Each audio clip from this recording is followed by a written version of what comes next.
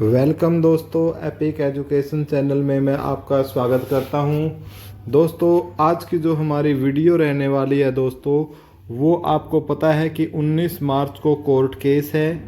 ठीक है, और उस कोर्ट केस को ही हम समझने की कोशिश करेंगे कि हरियाणा स्टाफ सिलेक्शन कमीशन ने क्या तैयारी की है इसकी।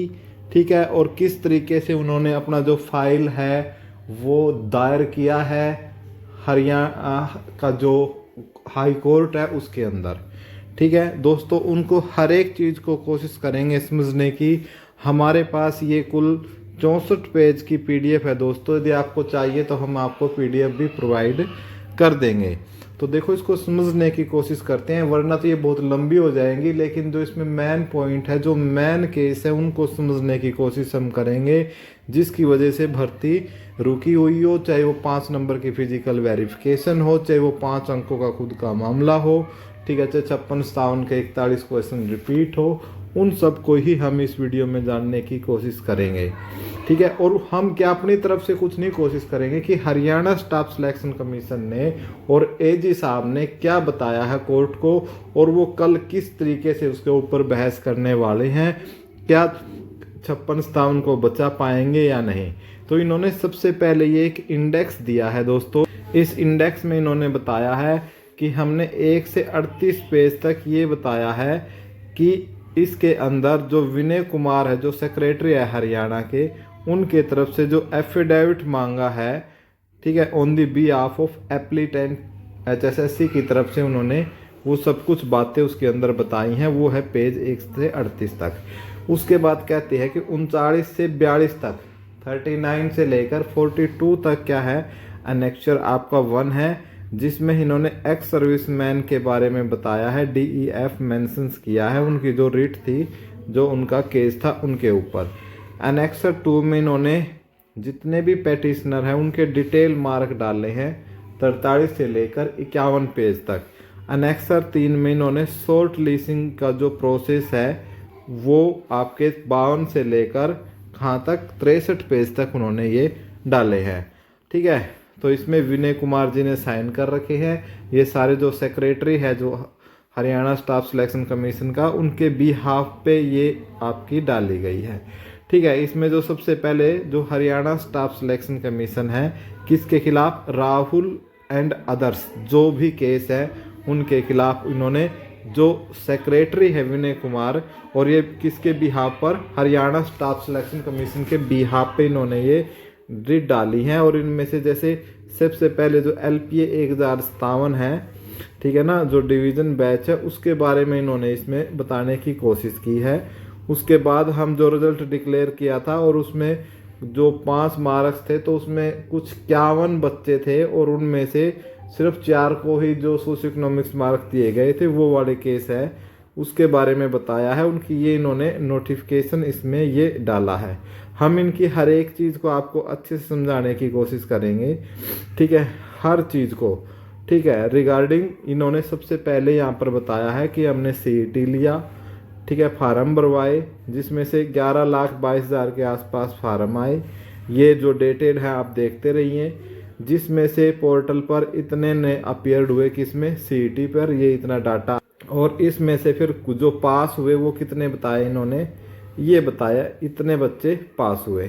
ठीक है, उसके बाद ये क्या करते हैं, मेंशन करते हैं कि कट ऑफ नॉर्मलाइज, इन्होंने ये मेंशन किया कि 95 नंबर्स में से हमने 50% की कंडीशन रखी जनरल के लिए, इतने नंबर होने चाहिए, और जो आपके कैटेगरी है उनके 40% की कंडीशन रखी, इतने। तो उनको ही फिर उन्होंने क्या बोला कि वही बच्चे क्या कर सकते हैं, 5 नंबर का जो एक्स्ट्रा है उनका लाभ ले सकते हैं। ये आगे मेंशन किया है इसी बारे में।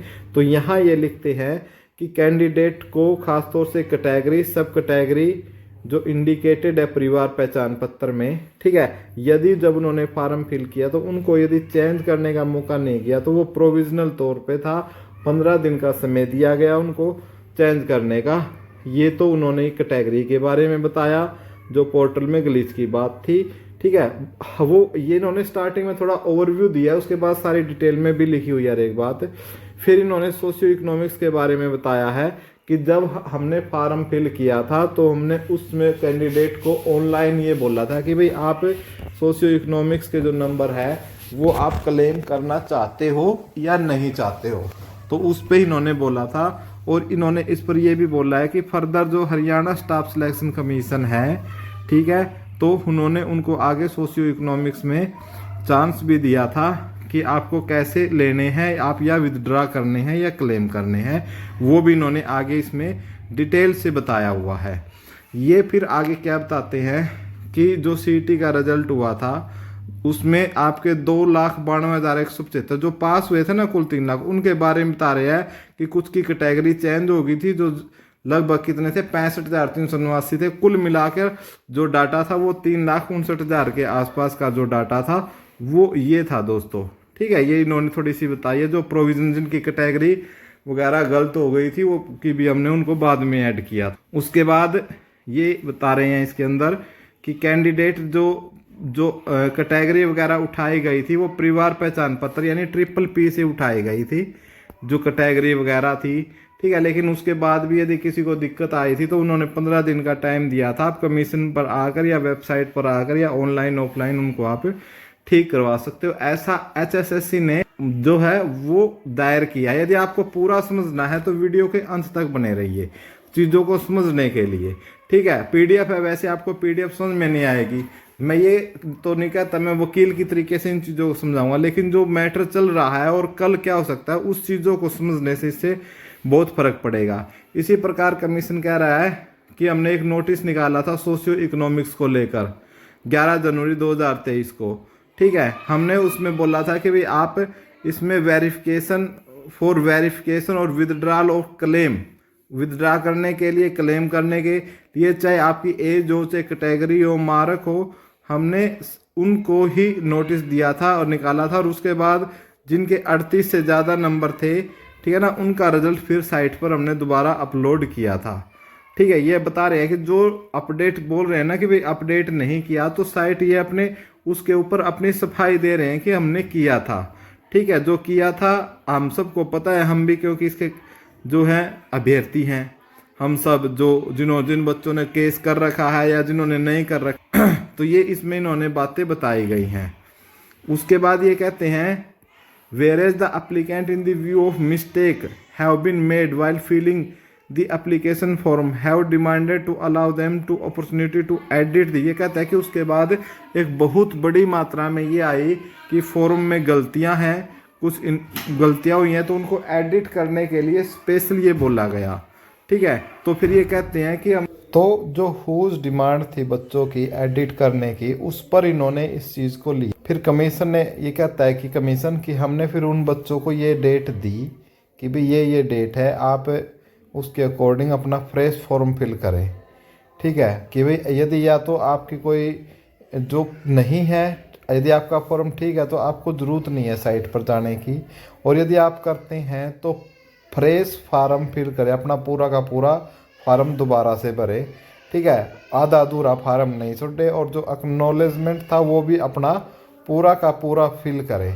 ठीक है। तो जो ये कहते हैं कि SSC ने फिर ये डेट दे दी और इस टाइम तक उन्होंने टाइम दिया कि इसके बाद हम आपको डेट नहीं देंगे, और ये साइट दी जिस पे रजिस्ट्रेशन करना। उसके बाद फिर दोबारा लिखते हैं कि भाई फिर बच्चों को प्रॉब्लम आई, हमें लिखित तौर पर दिया गया, तो हमने बच्चों के भले के लिए फिर क्या किया, फिर दोबारा से हमने साइट खोली, ठीक है। और उसकी क्लोजिंग डेट हमने 12 मई रखी गई कि भाई जो फार्म फिल लास्ट टाइम तक नहीं कर पाए थे उनके हमने 1-2 दिन और बढ़ा दिया, ठीक है। और जो उसके बाद जो एप्लीकेशन फॉर्म हुआ था उसको डेट करने के बाद और एडिट या करेक्शन करने की हमने डेट 16 से 18 मई 11:59 PM तक का हमने टाइम, और हमने यही बोला कि भाई जो करेक्शन करना है या तो जो करेक्शन है वही करे, अन्यथा आप साइड से दूर रहे, ठीक है। इसलिए बच्चों ने क्या है, जब उसको करेक्शन पर गए तो कुछ बच्चों ने उस पर करेक्शन किया लेकिन पूरा फॉर्म फिल नहीं किया, जिन्हें बाद में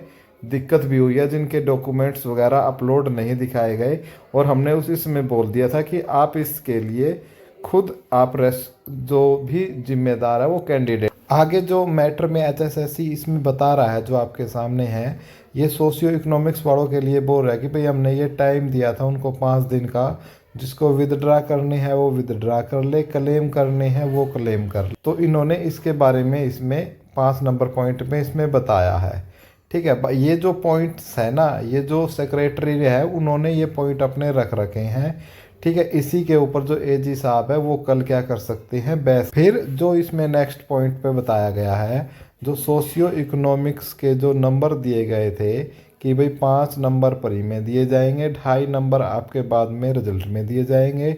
तो उसके ऊपर बोला गया है इन्होंने कि हमने ये क्राइटेरिया पहले से ही उसके अंदर लिख दिया था और उसको हमने वेरीफाइड जो करने की बात है उस पर ये लिख रही है कि जो सोशियो इकोनॉमिक्स है कि हम जो भी लीगल एक्शन लेंगे, यदि कोई गलत फॉर्म फिल करता है तो हम जो ये प्रोसेस है हमारी फार्म फिल करने तक ये प्रोसेस हमारी रहती है। उसके बाद जो HSC कहते हैं कि हमने भाई ये डेटें दी थी, ठीक है, जो ये डेटें दे रखी है ना, ये डेटें हमने दी थी कि जो भी पैटिशनर है जो भी पैटिशनर कह लो यार, पैटिशनर की तरफ से कह लो या सभी कैंडिडेट है उनकी तरफ से कह लो कि हमने सोशियो इकोनॉमिक्स के जो 5 नंबर है उनको विदड्रा करने की और क्लेम करने की हमने ये तारीख दी।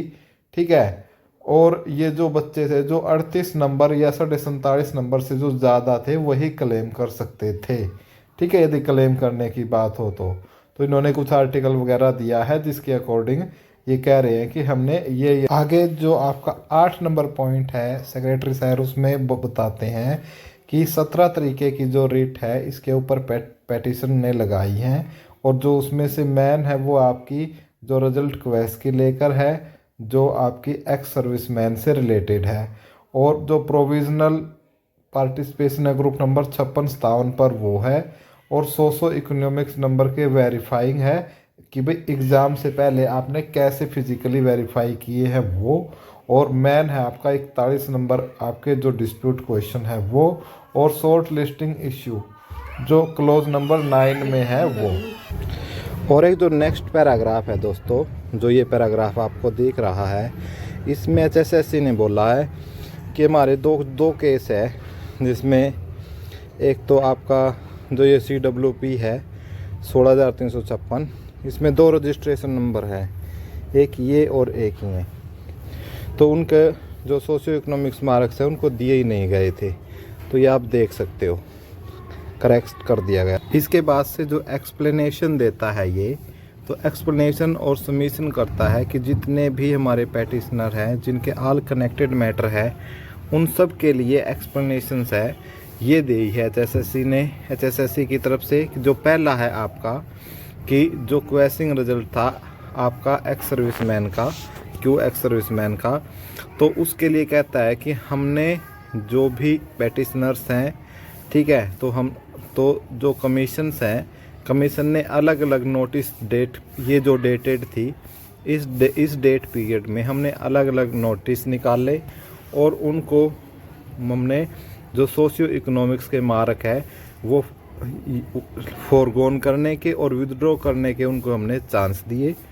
ठीक है, और इसके रिगार्डिंग, ठीक है, चाहे आपके एक्स सर्विसमैन कैटेगरी हो वो, चाहे आपकी DFF कैटेगरी हो वो, ठीक है, हमने उसकी एक जो लिस्ट है ऑनरेबल कोर्ट के सामने हमने पेश कर दी है।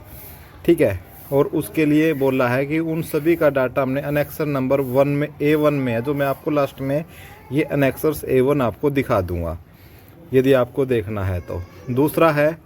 दूसरी एक्सप्लेनेशन दी है इन्हें, जो for provisional participations for the group number 56 और 57, कि ग्रुप नंबर 56 और 57 में प्रोविजनल पार्टिसिपेशन से रिलेटेड इन्होंने दी है। इसमें इन्होंने लिखा है कि before going into the contention number 2 of the petitioner it is necessary to know the detail marks secured by the petitioner, कि डिटेल मार्क्स का पता होना चाहिए। और इसके लिए हमने जो 56 और 57 के लिए जो है वो अनेक्सर नंबर 2 में दी है, वो भी मैं आपको अनेक्सर 1 अनेक्सर 2 दोनों, अनेक्सर 1 में आपकी क्या है एक्स सर्विसमैन और DFF कैटेगरी की है, और 56-57 की जो है अनेक्सर 2 में दी गई है। ठीक है, उसके बाद इन्होंने यहाँ पर LPA नंबर जो 1037 है जो राहुल वाली है उसके ऊपर इन्होंने उसके ऊपर जो बताया कि अलग अलग कैटेगरी में किस प्रकार से जो आपका 19/12/2023 से प्रोसेस चालू है वो इन्होंने बताया। उसके बाद ये बताते हैं कि इसमें जो एजी साहब ने जो कोर्ट को है वो ये पहले ही बताया है कि जो जितने भी पैटिशनर्स थे ग्रुप 56-57 में उनको एग्ज़ाम में बैठने का चांस दिया गया है। उसके बाद देखिए आप तीसरे नंबर पर ये एक्सप्लेन कर रहा है आपके सोशियो इकोनॉमिक्स मार्क्स को। For verifying socio economics mark before conducting skill और रिटन टेस्ट, स्किल टेस्ट या रिटन टेस्ट के नाम से इन्होंने नाम दिया है। तो इसमें भी इन्होंने कहा है कि हम 5 ग्रुप सी के लिए इन्होंने खास तौर से बोला है फेज़ 1 में हम क्या है 5 नंबर दे रहे हैं और फेज़ 2 में हम क्या है 2.5 नंबर दे रहे हैं। और इन्होंने ये बोला है कि इसमें बहुत भारी संख्या में बच्चे होने की वजह से इनकी फ़िज़िकल वेरिफिकेशन संभव नहीं है, लेकिन हम फाइनल स्तर पर हम क्या करते हैं इनकी जांच करते हैं। ये सारी बातें ये सभी इसी चीज़ में लिखी हुई है, ठीक है। और ये इन्होंने सोशियो इकोनॉमिक्स क्राइटेरिया के बारे में ये भी बताया है कि भाई किसी को मिलने चाहिए थे, किसी को नहीं मिलने चाहिए थे। तो इसमें इन्होंने ख़ास तौर पर ये लिखी है डेट कि भाई हमने ये डेटें दी हैं कैंडिडेट्स को कि आप अपने जो भी हैं आपके यदि क्लेम करना है या छोड़ने हैं तो आप इसको आप कर सकते हो। और इसमें इन्होंने ये बताया टोटल 2,68,400 ने क्लेम मार्क किए सोशियो इकोनॉमिक, ठीक है। और उसके बाद फिर कहता है कि 1,48,654 ने वेरीफाई किए क्लेम करने के लिए, ठीक है, वेरीफाई किए, ठीक है, क्लेम के साथ जाने के लिए। और उसके बाद ये कहता है कि 41,587 ने छोड़े भी हैं, ठीक है। तो भाई लेकिन आपने जैसे देखा ग्रुप डी का भी कट ऑफ आई है, उसमें भी आप देख लो कि कितना इस मार्क्स की वजह से कितना 4 या 5 नंबर का कट ऑफ में फ़र्क पड़ रहा है। तो ये जो इन्होंने डिटेल दी है ये एक्यूरेट नहीं है, ठीक है। देखते हैं इस पर कोर्ट क्या डिसीजन लेता है। फिर इन्होंने जो ये 10.11 है ना, इसमें इन्होंने स्क्रूटनी का तरीका बताया कि हमने किस तरीके से स्क्रूटनी की है, डॉक्यूमेंटों की वेरिफिकेशन की है। और हम वो इन्होंने 5 नंबर के बारे में बोला है कि हम लास्ट फेज़ में क्या करते हैं उनको चेक करते हैं। और ये हम लास्ट फेज़ में भी और नौकरी पर चढ़ने के बाद भी हमारे पास अधिकार है कि हम बच्चे को एक एप्लीकेशन फॉर्म के साथ सेल्फ अटेस्टेड डॉक्यूमेंट के साथ फ़ोटो के साथ कभी भी कमीशन में बुला सकते हैं। और ये फाइनल डिसीजन जो रहता है ना वो कमीशन के पास रहता है सेव। यही बात इसमें बार बार इन्होंने बताने की कोशिश की है इस पूरे पैराग्राफ में, ठीक है। ये स्क्रूटनी और डॉक्यूमेंट्स का फिर अलग से इन्होंने बताई है जिसमें यही बातें इन्होंने बोली हैं जो मैंने आपको बताया है। इन्होंने अलग से लिख के इन चीज़ों को इन्होंने मेंशन किया है, ठीक है। अब स्क्रूटनी के बारे में जब इन्होंने बताया है, ठीक है, अब उसके बाद जो 41 क्वेश्चन रिपीट हुए हैं तो इसमें भी इन्होंने अपनी क्लैरिफिकेशन साफ दे दिया। भाई आपको ये पढ़ने की ज़रूरत नहीं है, मैं आपको बता देता हूँ। उन्होंने ये बोला है कि जो एग्ज़ाम में आपके 41 क्वेश्चन रिपीट हुए हैं इसमें हरियाणा स्टाफ सिलेक्शन का कोई दोष नहीं है। हमने जो पर्टिकुलर एजेंसीज़ के लिए हायर कर रखी थी, ठीक है, और हमने उनको ये बता दिया है, भेज दिया है उनको नोटिस।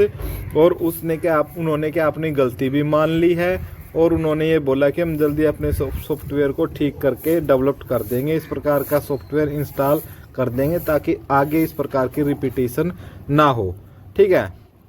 तो एचएससी ने ये इसके ऊपर दायर किया है। अब देखते हैं कोर्ट में जब बहस होती है तो फिर क्या होता है, ठीक है। तो आप अच्छा, तो ये वो बच्चे हैं दोस्तों जो 4 से 5 गुना थे, ठीक है। जो 4 से 5 गुना बच्चे थे ना उनकी लिस्ट दी है। जैसे स्टाफ नर्स है, इसमें उन्होंने बोला कि 1554 पोस्ट है, एप्लीकेंट कितने हैं 2328 है, शॉर्ट लिस्ट भी हमने कितने कर लिए 2328 और रेशियो कितना था 1.5। यानी ये कहता है कि पोस्ट 1 है तो कैंडिडेट कितने थे एक पोस्ट के लिए लड़ाई करने वाले 1.5 थे। तो हमने क्या है इन सब का ले लिया, सारे बच्चों को बुलाकर एग्ज़ाम ले लिया और हमने क्या करा सबका रिजल्ट भी निकाल दिया है। रिजल्ट का स्टेटस इन्होंने इस तरफ दिया है, ठीक है। इसी प्रकार से इन्होंने एक और समझाने की कोशिश किया है।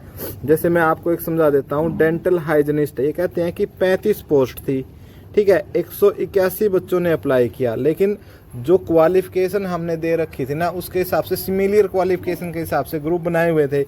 लेकिन जब फिर हमने उनको एक एक बच्चे को वेरीफाई किया, उनकी क्वालिफिकेशन देखी, एक एक बच्चे का खोल के देखा, उसमें हमें टाइम लगा और उसमें से डेंटल हाइजीनिस्ट के लिए सिर्फ 20 बच्चे ही हमें क्या मिले, क्लियर मिले, जिनकी एजुकेशन क्वालिफिकेशन क्या थी, बिल्कुल सही थी। अब 35 पोस्ट थे, बच्चे मिले 20, तो रेशियो क्या हुआ 0.57, यानी हमें एक पोस्ट के लिए एक बच्चा भी नहीं मिला। ठीक है, और इसमें फिर हमने क्या मजबूरी में इनका क्या है रिजल्ट निकालना पड़ा। आप समझे होंगे ना, ये एक्सप्लेनेशन दी है HSSC ने। ठीक है, उसके बाद जो HSSC है बताती है ग्रुप नंबर 56 के लिए, तो मैं ग्रुप नंबर 56 को आपको आसानी से समझा देता हूँ, एक बाकी आप समझ जाओगे। ठीक है, इन्होंने बोला कि भाई जैसे हमने क्या था, जो फार्मूला लगाया है ग्रुप 56 पर, हमने इस प्रकार से लगाया है कि हमने कैटेगरी के हिसाब से देखा कि जब कैटेगरी के हिसाब से हमने बच्चों को बुलाया, ठीक है, या ग्रुप के हिसाब से हमने बच्चों को बुलाया, जैसे फॉर ग्रुप नंबर 56 की बात करते हैं, तो इसमें ग्रुप नंबर 56 में कहता है कि जैसे आपके जनरल के कितने बच्चे थे, आपके 58,765 बच्चे थे। ठीक है, और इसमें पोस्ट 2499 थी, तो हमने शॉर्ट लिस्ट करने थे इनके इतने। ठीक है, लेकिन हमने शॉर्ट लिस्ट किए कितने बच्चों के कैंडिडेट को, इतने को किया। ठीक है, यानी 10,269 होने थे, हमने करे कितने 12,407। अब ये जो 2,138 जो ब्रैकेटेड कैंडिडेट्स है, ये कैसे आए, इन्होंने बोला कि जब हम ग्रुप नंबर 56 की कट ऑफ बना रहे थे तो EWS और BCB की कट ऑफ जनरल से ज़्यादा जा रही थी, तो इसलिए हमने क्या किया कि जो जनरल की कट ऑफ को भी हमने क्या कर दिया, BCB के और EWS के बराबर कर दिया, जिसकी वजह से, और सारी कट ऑफ को उसके बराबर कर दिया। ठीक है, जिसकी वजह से जो कैंडिडेट बढ़े हैं वो ये बढ़े हैं, और इस फार्मूले से में क्या हुआ कि हम ज़्यादा बच्चों को भी क्या देना चाहते थे, चांस देना चाहते थे, इसलिए इन बच्चों को क्या है बढ़ोतरी हुई है उस कट ऑफ को बराबर करने में। ऐसा इन्होंने एक एग्जाम्पल दे को समझाने की कोशिश की है। आप इसको वीडियो को पॉज करके इसको एक लिस्ट को देख सकते हो ग्रुप 56 के लिए। अब ग्रुप 57 के लिए ये है। अब ग्रुप 57 के लिए सेम उसी तरीके से एक आप समझ लो कि कितने फार्म आए, 66,876 फार्म आए, पोस्ट कितनी थी 2101, इस हिसाब से कितने होने चाहिए थे 8,559 होने चाहिए थे, लेकिन हमने किए कितने 9,206, तो ये हमारे ब्रैकेटेड कैंडिडेट है। इन्होंने बराबर में रिमार्क करके लिख भी दिया कि bracketed candidate also include those candidate which were shortlisted on bringing down the cut off EBS and BCB as per with cut off general category. ठीक है, समझ गए, जो मैंने आपको समझाई थी वो चीज़ यहाँ लिख भी दी, और अपने आप खुद भी वीडियो को पॉज कर भी आप वीडियो इस चीज़ को आप समझ सकते हो।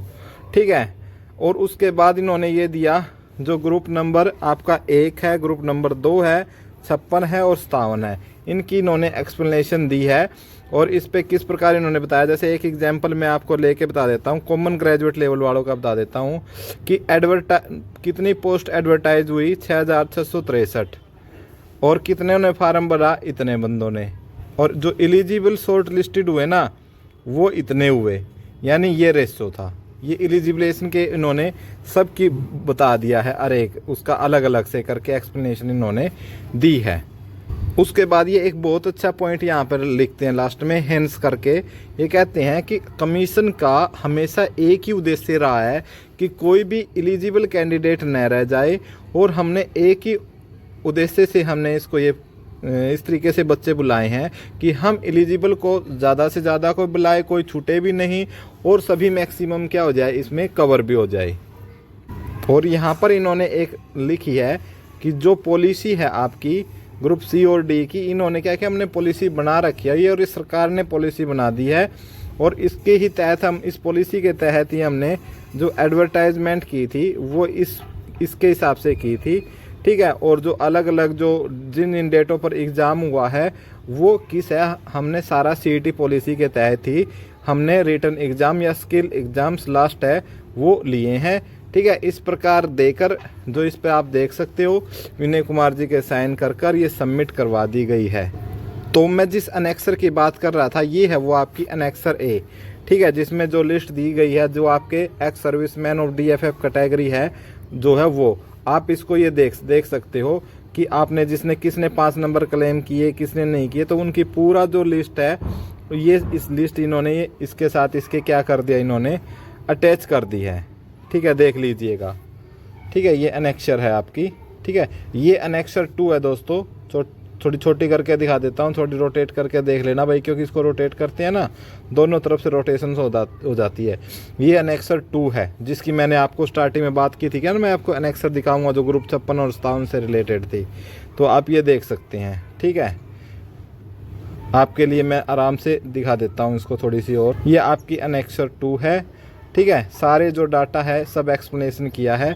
ये आपकी अनेक्सर 3 है, जिसमें जो इन्होंने ग्रुप नंबर 35 के लिए, जो कैटेगरी नंबर 263 के लिए लेबोरेटरी टेक्नीशियन के लिए जो टोटल 15 पोस्ट आई थी, और जो उसकी एजुकेशन क्वालिफिकेशन के लिए इन्होंने ये लगा दिया है कि उसकी एजुकेशन क्वालिफिकेशन क्या होनी चाहिए थी, 12वीं पास होनी चाहिए थी।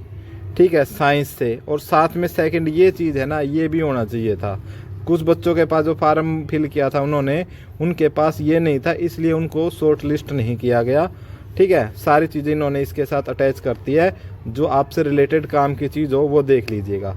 तो ये फाइल कर दिया गया है। ठीक है, और ये एलिजिबल जो है, एलिजिबल की लिस्ट है ग्रुप नंबर 35 के लिए, जो कैटेगरी 263 के लिए हैं, उसकी इन्होंने जो एलिजिबल है उनकी लिस्ट इन्होंने पारदर्शिता के साथ दिखाने का काम किया है। और जो नहीं एलिजिबल है लेबोरेटरी टेक्नीशियन की, उनकी लिस्ट भी इन्होंने यहाँ पर दिखाने का काम किया है।